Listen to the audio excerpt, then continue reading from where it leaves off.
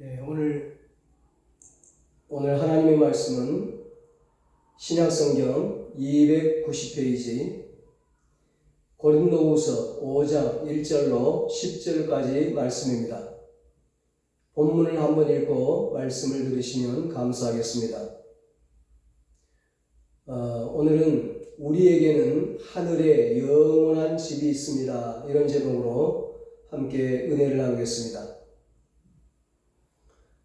이번 추석에는 어느 때보다 많은 분들이 고향을 찾았다고 합니다.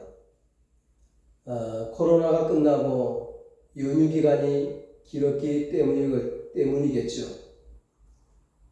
고향을 찾는 가장 큰 이유는 고향에 그리운 고향집이 있기 때문입니다. 고향집에 가서 부모 형제들과 친척들을 만날 수 있기 때문일 것입니다. 사랑하는 여러분, 우리 성도에게는 고향집보다 더 좋고 고향집보다 더 그리운 영원한 본향집, 하늘나라 천국이 있습니다.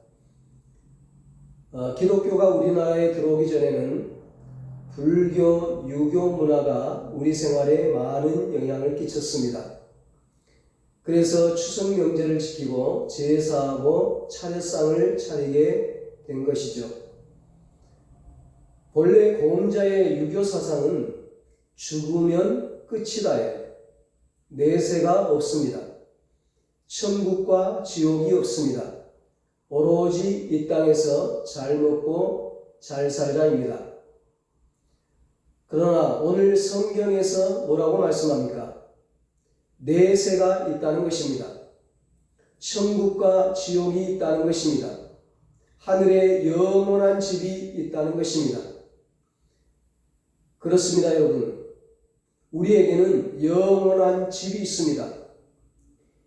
이 땅의 장막집이 무너지면 또 다른 영원한 집이 있다고 말씀하고 있습니다. 1절입니다. 만일 땅에 있는 우리의 장막집이 무너지면 하나님께서 지으신 집, 곧 손으로 지은 것이 아니요 하늘에 있는 영원한 집이 우리에게 있는 줄 아느니라. 아멘. 이 세상의 집은 사람이 지은 장막집입니다. 임시방편의 천막이에요. 진짜 집이 아니라는 겁니다. 언젠가 무너지고 철거되고 없어질 집이라는 겁니다. 사람이 지은 집은 부실투성입니다. 요즘 사람이 지은 아파트들이 무너져서 얼마나 많은 사람들이 고통을 겪고 있습니까? 그만큼 부실하고 완전하지 못하다는 거예요. 하나님께서 지으신 집만이 무너지지 않고 영원한 것입니다. 창조주 하나님께서 친히 설계하시고 친히 지으신 하늘의 영원한 집만이 우리에게 참된 안식을 주고 우리를 보호하고 안전하게 하고 평안하게 하고 행복하게 하는 것입니다. 요한복음 14장에 보면 예수님이 돌아가실 것을 제자들에게 말하자 그들이 근심했습니다. 그때 제자들에게 너희는 마음에 근심하지 말라. 하나님을 믿으니 또 나를 믿으라 말씀하시면서 요한복음 14장 2절에서 내가 너희를 위하여 처소 거처를 예비하러 가노니 그렇게 말씀하셨습니다. 본문의 장막집은 육신을 의미하기도 합니다. 예수 믿는 우리 성도는 육신의 장막이 무너지면 즉 육체가 죽게 되면 하나님께서 신령한 몸으로 입혀주십니다. 영원히 늙지 않고 병들지 않고 상하지 않고 죽지 않고 썩지 않을 하나님께서 입혀주시는 신령한 몸을 입고 천국에서 영원히 살게 되는 것입니다. 우리의 인생은 이 세상으로 끝이 나는 것이 아닙니다. 우리가 장차 신령한 몸을 입고 살아가는 천국이 있습니다. 다시는 죽음도 고통도 슬픔도 질병도 유혹도 죄도 갈등도 번민도 가난도 없는 천국이 있습니다. 요한계시록 21장에 하나님께서 사도 요한에게 계시와 환상을 다 보여주셨어요. 지옥과 천국을 다 보여주셨어요. 첫 성경 창세기 3장에 에덴 동산 아담과 하와에게 인간에게 들어왔던 사탄이 마지막 성경 요한계시록 20장 10절에 마지막 심판 때 완전히 결박되어서 불과 유황못에 던져지고 지옥불에 던져지고 요한계시록 21장 1절로 4절에 이제 새하늘과 새 땅이 도래하는 겁니다.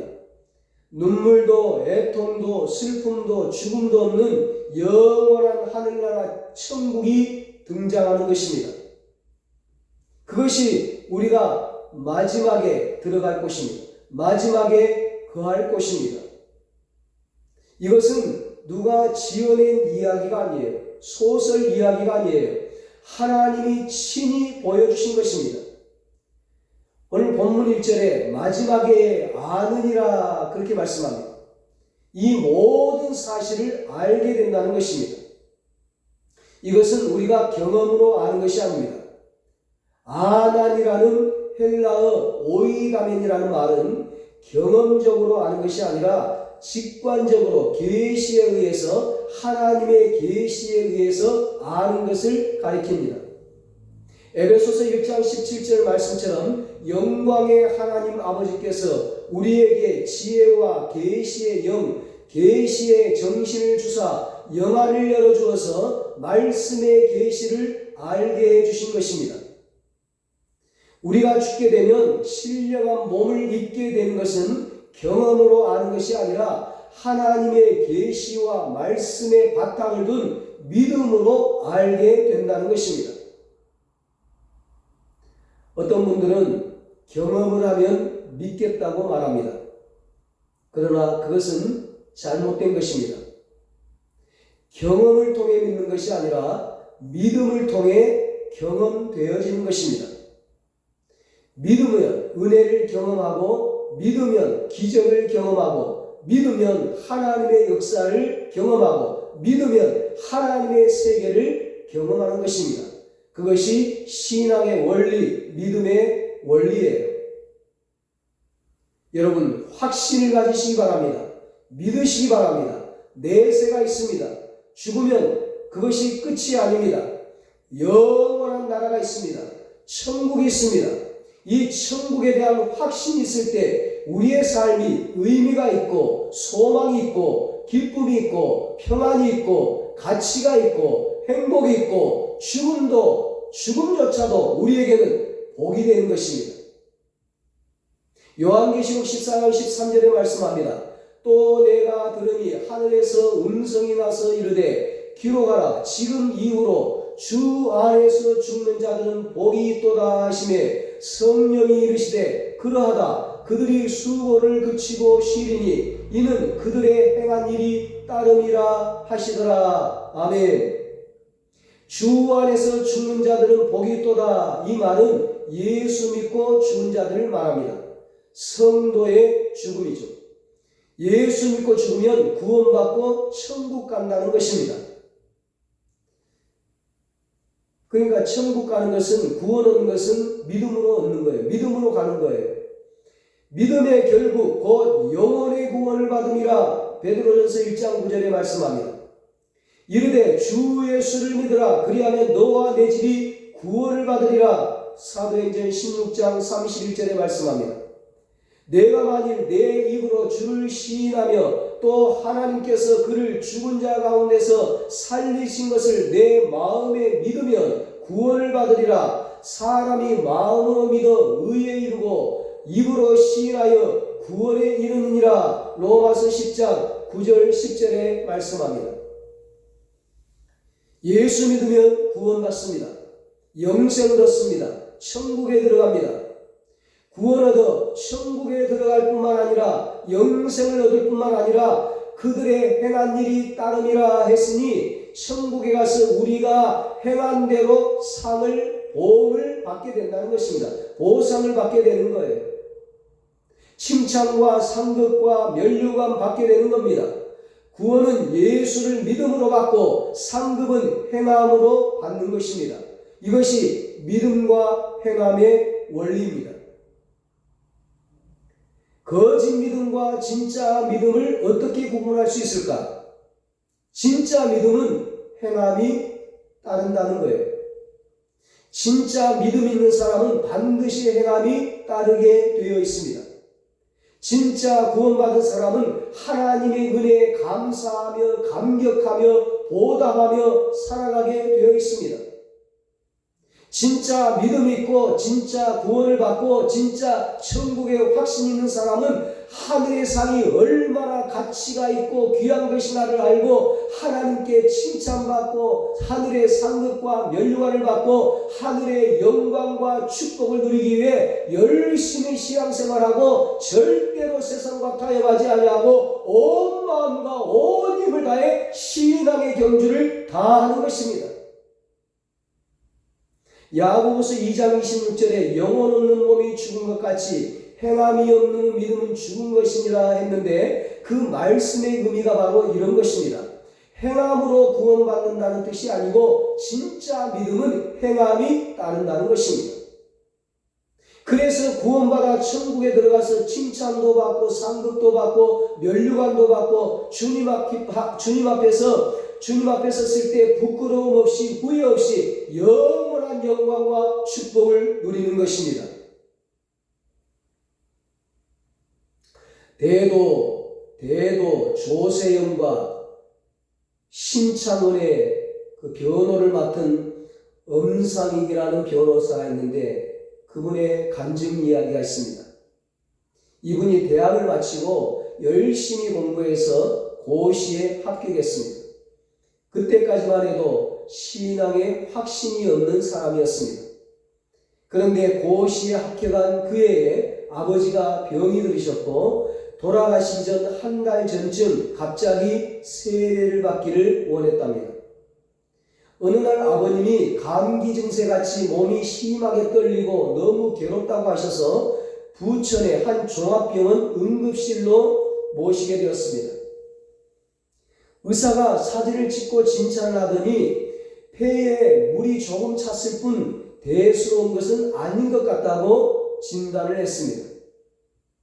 그런데 새벽 1시경에 담당 의사로부터 심장 사진이 나온 것을 판독하니 사태가 심각한 것 같다며 와서 임종을 지켜야겠다는 전화가 왔답니다. 갑작스런 아버지의 죽음을 목전에 두고 몹시 괴로워하던 나는 아침 무렵에 아버지를 살펴보기 위해 침대 옆으로 다가갔습니다. 그때 나를 지켜보던 아버지는 불쑥 이런 말을 했습니다. 내가 조금 전에 아주 좋은 곳으로 가려다 돌아왔다. 내가 빨리 가고 싶은데도 의사하고 간호원이 와서 주사 바늘을 찌르는 바람에 내가 가지 못했구나. 나는 까닭 모를 섬뜩함과 어떤 기대가 묘하게 얽힌 기분으로 아버지의 눈치를 살피면서 은근히 물었습니다. 아버지, 정말 가시려는 곳을 보았습니까? 그곳이 있어요? 그곳이 정말 있어요? 아버지는 대답 대신 고개를 끄덕였습니다. 그때 중환자실 문가에서 심전도 그래프를 유심히 살펴보던 의사가 나에게 다가왔다. 심장이 서서히 정지되고 있습니다. 지금 소생할 가능성은 희박하지만 마지막으로 전기 충격을 가해보면 어떨까 하는데요. 나는 좋은 세상을 보았다는 아버님의 확신과 현대의학과의 사이에서 어떤 것을 택해야 하는지 망설이면서 안타깝게 아버님의 얼굴을 바라보았습니다. 얘야, 어젯밤 너가 없는 사이에 심장이 멎었기 때문인지 의사들이 전기 충격을 이미 한 번 했단다. 겪어보니 그 괴로운 게 죽음 이상이구나. 천국이 있는 걸 알았는데 이제는 편하게 가게 해다오. 그 후에 이 변호사, 음상인 변호사의 인생은 완전히 바뀌었답니다. 그때부터 나는 변호사라는 직업을 주신 하나님께 나를 바치겠다는 기도를 드렸습니다. 매일 아침 오늘 하루 주님 주신 사명을 위해, 영혼 구원을 위해 밤까지 활활 타오를 수 있도록 해달라고 기도했답니다. 그래서 감옥에 있는 분들, 죄수들, 사형수들, 그런 분들에게 전도를 했다는 거예요. 그런 분들을 위해 변호했다는 거예요. 변호하고 그들에게 복음을 전했다는 겁니다. 여러분, 그 나라가 있음을 확신하는 사람들은, 천국에 영원한 집이 있다는 것을 확신하는 사람들은 어떻게 살아갈까요? 사모하면서 살아갑니다. 2절에 말씀합니다. 참으로 우리가 여기 있어 탄식하며 하늘로부터 오는 우리 처소로 덧입기를 간절히 사모하노라. 아멘.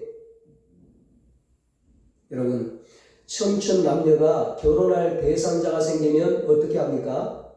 간절히 바라면서 만날 날을 고대하며 살아가는 거죠.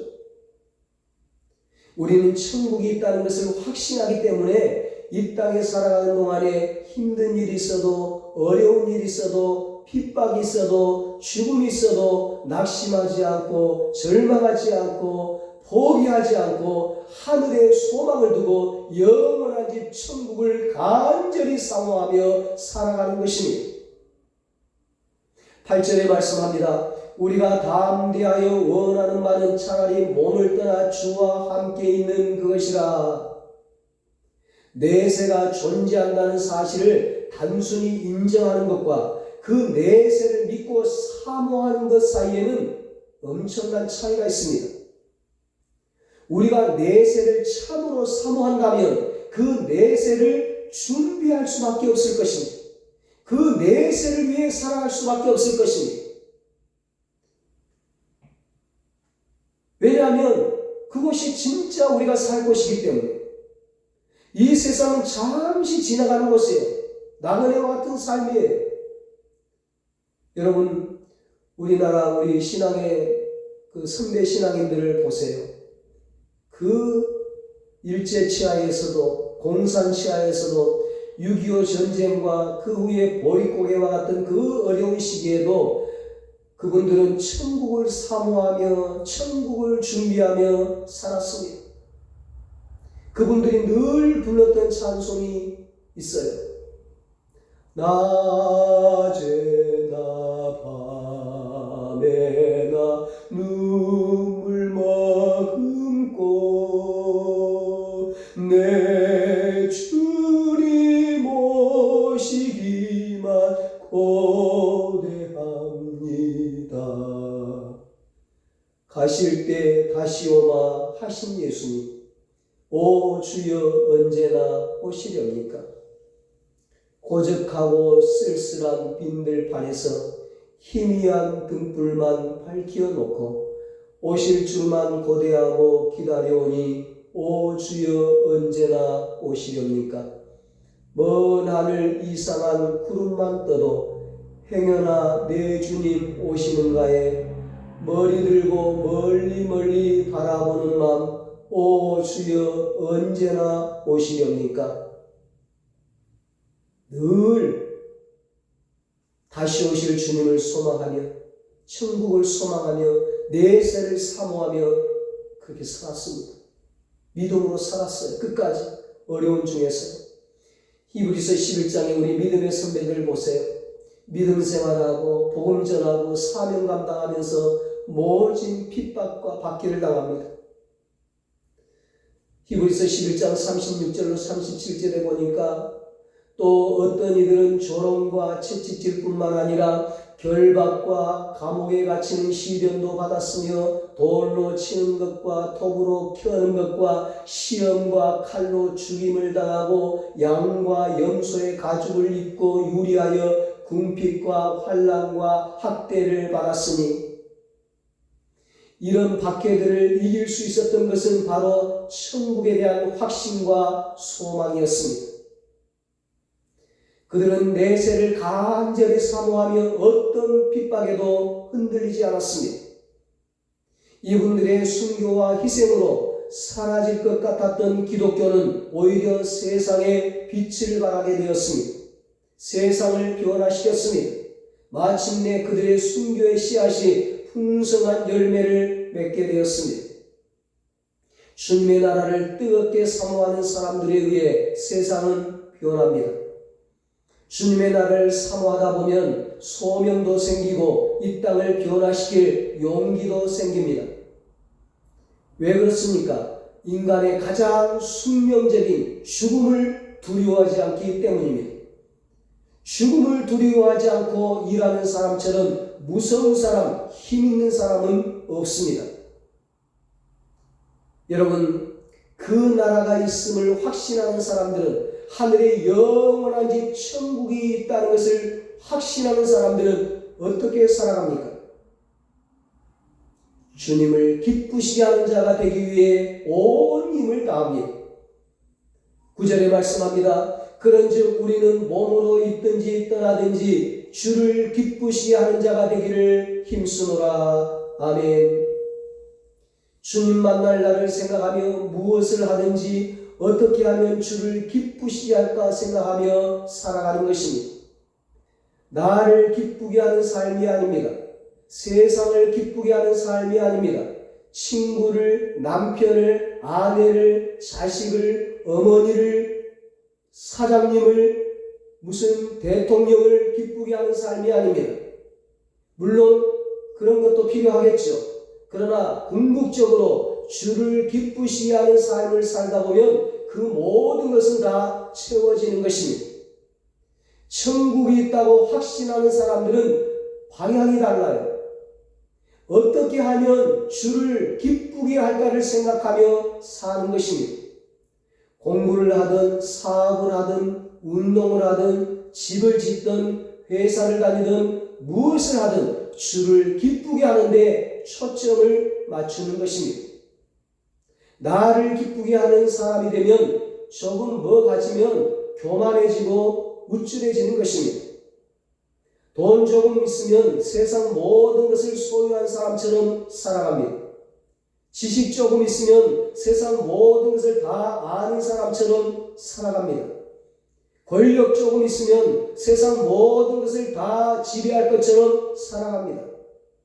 아름다움 조금 있으면 영원히 시들지 않을 것처럼 세상에서 가장 아름다운 것처럼 뽐내며 살아갑니다. 그러나 주를 기쁘게 하는 삶을 사는 사람은 다릅니다. 어떻게 하면 그것으로 주를 기쁘게 할까를 생각하는 것입니다. 사도 바울은 자신에게 있는 것을 분토처럼 배설물처럼 똥처럼 여기면서 오직 주를 기쁘게 하기 위해 살아간 사람이었습니다. 일본의 성경학자 중에 우찌무라 간조라는 분이 계십니다. 일본을 빛낸 인물 중에 기독교인으로 유일하게 선정된 분이라고 합니다. 우찌무라 간조 선생은 사무라이 집안에서 태어나서 하급 사무라이 가정의 아들로 자라났습니다. 그러다가 유명한 클라크 선교사라는 분을 통해서 복음을 영접하게 되었습니다. 복음을 듣고 그는 삶이 변했습니다. 주를 기쁘시게 하는 삶을 사는 것이 그의 소원이 되었습니다. 그러다 보니 자연스럽게 일본 나라를 변화시켜야 되겠다는 소망이 생겼습니다.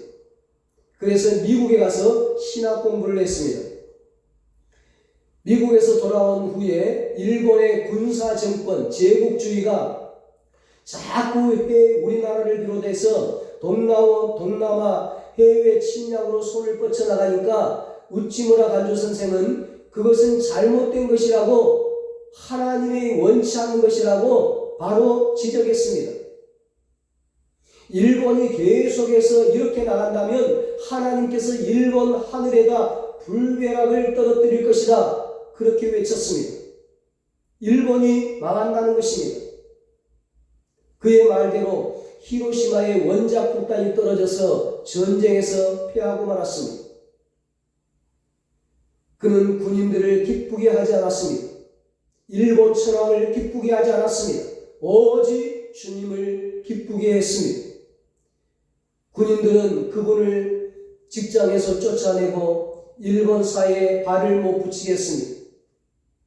이제 갈 곳이 없어진 이 우치무라 간조는 어찌할 길이 없으니까 동경의 자기 집에 그 6평짜리 다라미 방에다가 청년들을 모아놓고 성경 공부반을 시작했습니다.